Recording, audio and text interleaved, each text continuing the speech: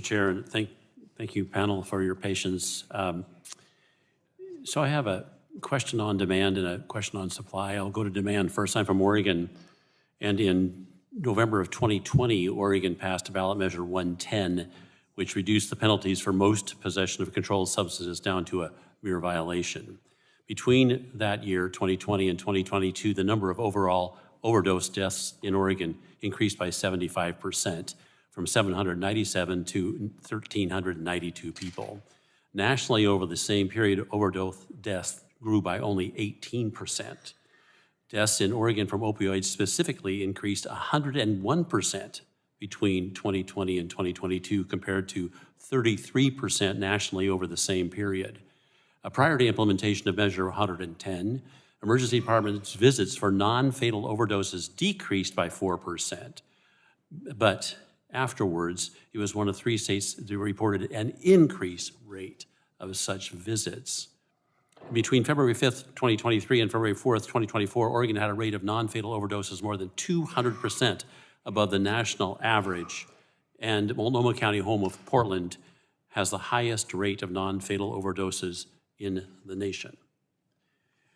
So, Dr. Westlake, would you recommend legalization of drugs as a way to address the demand issue, the demand side of the opioid problem, similar to that in Oregon? Obviously, of course not. And do you, I noticed that you were on several groups that are trying to figure out what to do about the supply side. It appears that education is the answer. Is that correct? Is education the best thing we can do? It's a key component to it, definitely. And you're doing that in your state? Correct.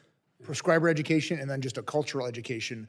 I think even more about intoxicants in general throughout our entire, American culture, the way we approach alcohol and legal drugs, illegal drugs. I think we have a drug issue in America that needs to be looked at societally. I'm happy to say that Oregon recognizes that it's not done it right, but they have not corrected at all the damage being done by the failure to have a control mechanism in place that gives you some way to prompt people, if that's the right word, to actually go get care. Because we used to have drug courts, we don't anymore. We used to have people actually arrested, we don't anymore, because the law enforcement justifiably says, why bother? It's supposed to be small amounts, no one knows, no one cares, because no one's going to be prosecuted for it. There is a law enforcement component to it for no other reason than to force people to get treatment. Is that your thought? Because we can't seem to get back to where we actually were with drug courts. Many of the patients that I see that are in recovery are thankful that law enforcement had to intervene and got them to the bottom, that their bottom wasn't their death, but their bottom was an encounter with law enforcement and drug courts. Right. Well, thank you for that. I'm going to shift back to the supply side, Sheriff. We should thank you for being here. I have the good fortune of having a younger brother who was sheriff in Oregon, now retired, and happy to be away from the politics of the office. Not that that's an issue today before us, but let me just ask this question. The Trump administration just filed a lawsuit against Illinois and Chicago for being a sanctuary state and city, indicating that under the Supremacy Clause, their sanctuary status is interfering with what the federal government needs to do.